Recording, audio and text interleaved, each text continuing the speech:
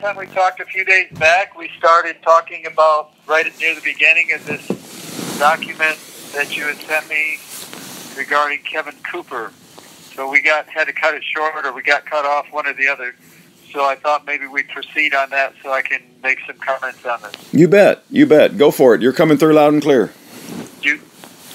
Okay, do you have anything, first anything pressing that you wanted to No, I can't think of anything at the moment. I know that I did speak with Carol, and the miscommunication that happened, I think all that's set straight. So, thank you for taking care of that. I appreciate it. No problem. Okay, so I'll go into this. I want to say this first. If this phone does that little recording, kind of quick recording that says something violation and cuts us off, I mean, I doubt that I'll be able to call back because we don't even have a full 15-minute. Somebody else's sign-up time here is in about 8 or 9 minutes, so that's all the time we'll have. So I'll go right into this. Kamala Harris is what I was talking about. She's talked about here as being in favor of this guy, Kevin Cooper, getting his DNA test for the third time. And, you know, if the guy's innocent, I'm all for that. But, you know, all the evidence I've seen against him in this document does not look good. It doesn't look to me like he's innocent, and he has a terrible crime history from what I'm seeing in this document as well, which is quite a complete contrast to my situation, which, you know, that's what I'm doing here is comparing. Kamala Harris actually went out of her way to literally aid and abet the crimes of the Santa Clara County District Attorney, prosecutor, deputy district attorney, police, number of police officers in Los Gatos Police Department, coroner, and so on, as we've discussed before, where I proved that they falsified all that evidence against me deliberately, going out of their way to make sure that they framed me for murder and make sure I went to prison, even though they knew I was innocent.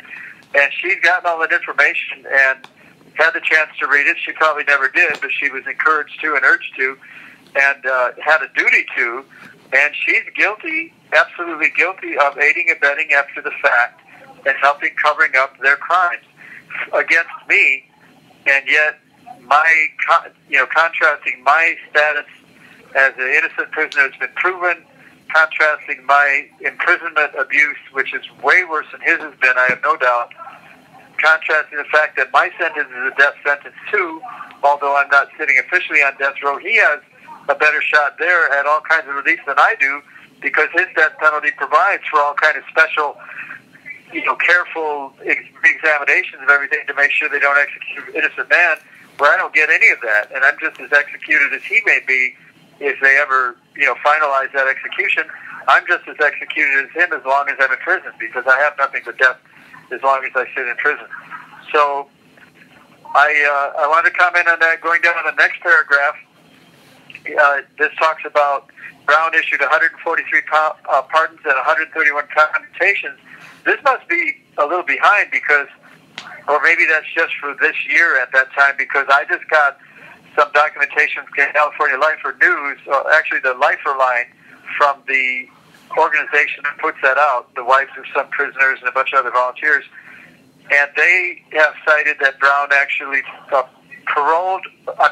commuted or pardoned, I'm quite sure, my memory's correct, over 1,000 prisoners in his 8-year term, which is unprecedented. This call and your telephone number will be monitored and recorded.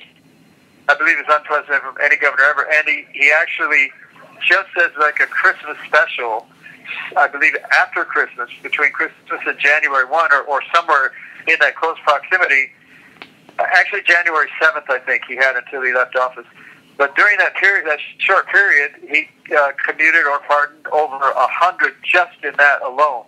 So I think the numbers are much higher than this numbers in this document I'm reading that you sent me.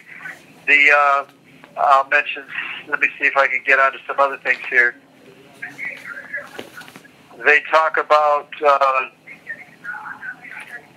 they talk real lightly about this, whether or not these things might, they argue evidence against him, that raises colorable factual questions. Well, mine is the absolute, definite, proven that they framed me for this. That there does not exist one single piece of evidence that shows me guilty of anything in my case that wasn't planted, manufactured out of thin air, altered into being incriminating instead of exculpatory, and destroyed when it was in my favor, and so on and so on.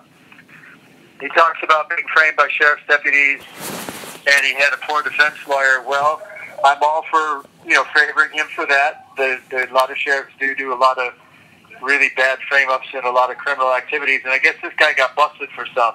So he has a good case there, but he has a bad case as to the evidence against him, even in spite of the fact that the sheriff and sheriff's deputies might have planted evidence and done some other really criminal activities against him. He had a poor defense lawyer. I had a very good defense lawyer, but he was very good for the prosecution because his objective has been proven over the years to have been working hand in hand with the prosecution to frame me. That's a far cry different, a far cry worse from just having a poor, incompetent, or negligent lawyer. At least 3 jurors in his case say they are no longer sure that he's the killer. That's very positive for him. In my case, I've tried for 36 years to get friends and family, whoever, to get with these jurors. My wife, as I mentioned to you, I think many months ago, met with the foreman of my jury, and he was broken up at the idea that I might be innocent, and he said he couldn't live with it if in fact I was innocent. But then she never followed up on that. He died before I got anybody else to contact him and get some further information to him and show him the proof that they framed me, and then we might have had him as a great advocate in my favor. There are still probably a few living jurors out there. I know about 3 of them that died at some point. There are probably a handful of them, maybe half, maybe 6 or 7, that might still be alive. And I sure would like to get somebody to contact them and, follow up, because we might get jurors to say something like this. And if we get jurors on my side, even though from a legal standpoint, it might not do much, although it could open the court doors. But even if it didn't, from a media standpoint and a standpoint of just people seeing that, hey, if jurors are saying if they knew this and this happened, which I've now shown happen, I've now proven it, that they would not have found me guilty. That's very powerful for a number of different reasons, even if the courts were not going to look at it. But I think we could get the courts to look at it, or at least there's a good chance. This talks about California law school deans who called on Governor Brown to open an independent investigation, and so on and so on. And I sure would like to have some people out there help me with that too. I have it from time to time over the years, but mostly before 20 or 25 years ago, had contacted a number of law schools and had good communication back and forth. But they've gotten so booked up with the competition now that they don't ever respond to me. So I need somebody out there to do that. If we can get a willing person or persons to do that, so I'm, sending out this plea to the people hearing my voice on your broadcast here for that. Going on, Northwestern University's Medill Justice Project interviewed more than 36 people, reviewed thousands of pages of documents. I sure could use somebody like that in my corner. Your time's just about here, right? You got about a minute or two? Okay. So anyway, this guy's time is about here. It's just right about 8 o'clock on the nose. So we're going to stop there. I think there's probably a little bit more here. I'll maybe condense down and organize my what I want to say about it for the next call. Okay. The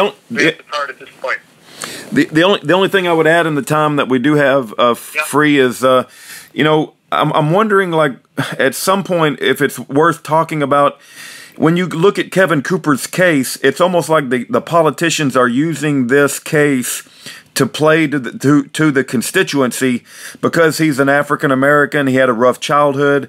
He was supposedly convicted of or guilty of killing a family of 4, a white family, and it plays well to the media. Whereas your case may not play so well to the media, and that may be why some So. I agree. Rudy, I'm sorry. I have to interrupt because this guy's time. I have to go. Okay. But I apologize for having to interrupt, but I agree with you. I see what you're saying. I've seen it, and I saw it myself. Okay, got to go. I'll be in touch soon. Thank you so much. My blessings to you and to Aaron. Blessings to you, Free. God bless. Bye-bye.